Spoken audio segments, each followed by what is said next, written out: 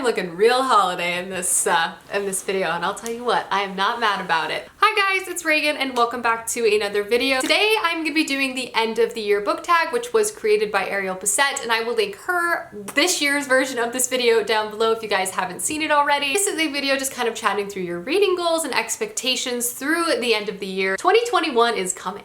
2021 is upon us, and I don't know if I haven't been more ready or less ready for a new year in my entire life. I'm kind of terrified of what might come, but I'm also really excited to leave 2020 behind, so I really don't know what to say about that. So without further ado, let's go ahead and dive right into the video, starting with question one. Question one is, are there any books you've started this year that you still need to finish? I would say yes. I think the one that comes most to mind is The Way of Kings by Brandon Sanderson. I was supposed to be so much further in my Way of Kings Stormlight Archive reread than I currently am. I'm still only 200 pages within The Way of Kings, and I'm also counting not having finished books 2 and 3 by the end of the year as kind of part of this need to finish category. I've kind of already given up on being able to complete all 3 of the books to be able to read the 4th book, but I am hoping I can finish this and at least start the 2nd one so I can read the 4th book early next year.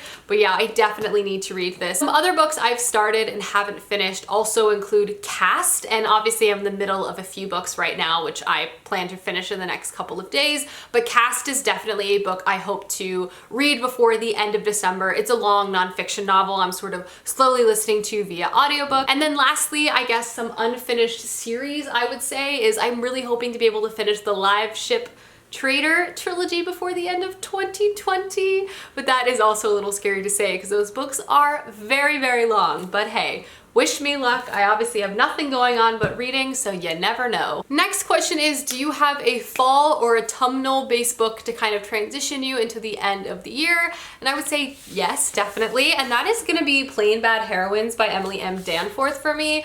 This book I feel like is perfect for the fall spooky season, but I feel like would also just work so well just in general in the winter season, given its sort of dark atmospheric vibe. I tend to read a lot of like darker, gothic, very fantasy, folklore, atmospheric novels within the winter season. Those tend to be my favorite books to pick up, and I definitely feel like this fits the bill.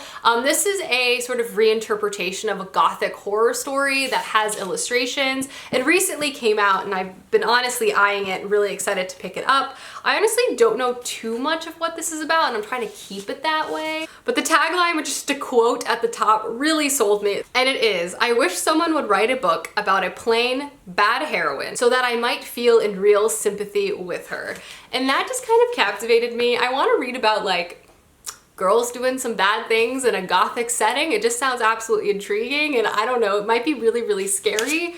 And I also hear like the formatting of this book is really interesting, and the author wrote The Miseducation of Cameron Post, so I know her writing style is going to be beautiful. So yeah, I'm trying to go into this blind, so I'm sorry that I'm not giving like a really in-depth sort of summary, but gothic horror reimagining, I hear it's also queer with great writing, so yes. Next question is, are there any releases that you're still waiting for? And for me, yes, there are, at least at the point of filming this video. The first one is the 4th Stormlight Archive book, which is Rhythm of War, I want to say.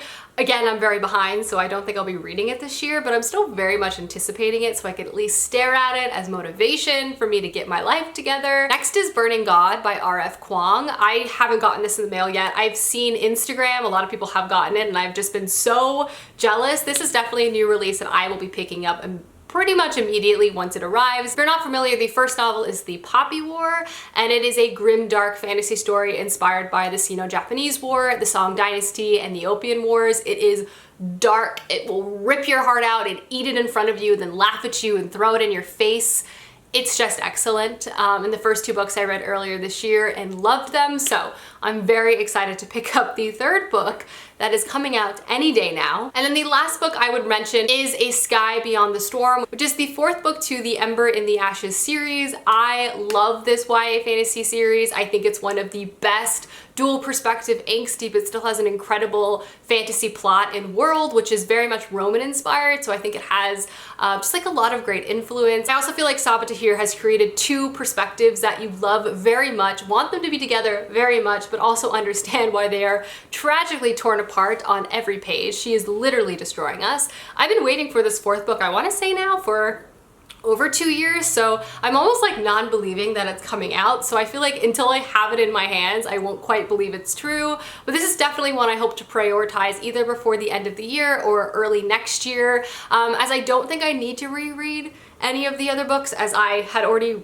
recently reread the first one again, but I'll probably need some summaries because, I don't know, as I read more books, I feel like things get jumbled around up here, but I am really looking forward to this release, as the Ember and the Ashes series is one of my favorite YA fantasy series out there, which, by the way, if you haven't read, would highly recommend. Next question is, what are 3 books that you hope to read before the end of the year? I'm not gonna lie, there are so many books I hope to read before 2021. A lot of them are very long too, so we'll just see. But if I had to narrow it down, the 3 books I hope to read are, first, The Eye of the World by Robert Jordan. This has been on many seasonal TBRs and I still have not read it. And we are approaching 2021 and I'm a little embarrassed I have not picked this book up yet, especially because I'm very motivated to read it. I just feel like I keep getting distracted by like newer, shinier fantasy novels that have come out this year. I will say, the books I've read this year have been absolutely next level. I don't think I've had a better year in terms of the number of books I've read and the quality of books I've read, but that is a story for another day. But yeah, I really want to read this. I really want to start the Wheel of Time series. I also kind of want to get a little bit ahead of the show release, which I think is next year. So yeah, I'm sorry I haven't read this yet. Don't worry, I feel quite a bit of shame about it, but I know it's on my list. It's been on my TBRs. Will I get to it though? I really hope so. Next book is Harrow the Ninth by Tamsin Muir. I read Gideon the Ninth in October and I loved it. It was just so original and unique, and the writing style, while kind of confusing, was so wonderfully all over the place that I just couldn't put it down. It was funny, it was dark, it had like a weird murder mystery at its center, but this is like a sci-fi necromancer based tale. And the first one, again, was a wild ride full of twists and turns, and I truly have no idea where the second book is gonna go. And I hear it's even better than the first one. And I know a lot of you guys love this series and I've been kind of waiting for me to pick this second book up, so I'm definitely doing it soon. My hope is December because I love these characters and I definitely want to get back into this world as soon as possible. And then the last book I want to pick up before the end of the year is Jade War by Fonda Lee. I will definitely be reading this before the end of the year. I keep staring at it wanting to pick it up, but I'm making myself wait until December. I've heard literally nothing but incredible things about this sequel. Jade City was one of my favorite books I've read this year, and apparently this blows that out of the water, which absolutely blows my mind. But if you're not familiar, Jade City and Jade War is an Asian-inspired urban fantasy story set in the fictional city of Kekon. Their powerful gangs kind of rule the city politics, and there are 2 major ones that have been kind of at odds for a long time. They control a lot of things, but one of the most important things they control is Jade. Jade itself is something that is only mined within this area, and only certain users can actually harness the power of Jade, which essentially makes you stronger, faster than the average person. Both these gangs use Jade to maintain their power. However, when a drug kind of enters the market, which allows the average Joe to be able to use it, tensions between these 2 families begin to heat up. The first one was explosive. The author's incredible at writing combat, and all the family drama plus political drama was just off the charts.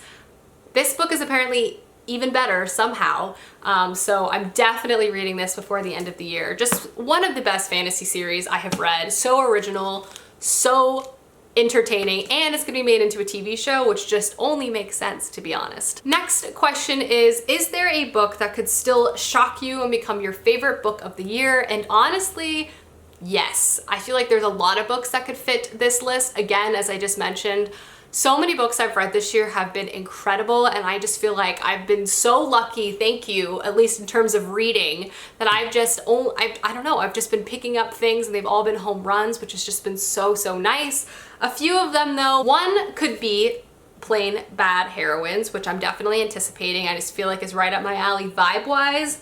Another could be Jade War, which we already know I love Jade City, and apparently this is so good, it's even better than the first one. This could be my favorite book of the year. I wouldn't be surprised of that. And then the last thing I would mention is I'm currently reading book 2 of the Live Ship Trader series, and I'm hoping to read book 3 before the end of the year. And this trilogy by Robin Hobb, it's kind of the front runner for like my favorite series of the year, my favorite books of the year, just because It is captivating multi-POV and it just has been breaking my heart left and right. Just beautiful writing, incredible character work. So that series is kind of the front runner at the moment. And I feel like the second and third book might even be better than the first one, but we shall see. There's so much left to be decided, to be honest. I haven't even been thinking about narrowing anything down. I've just been reading. And then the last question is, have you started making reading plans for 2021?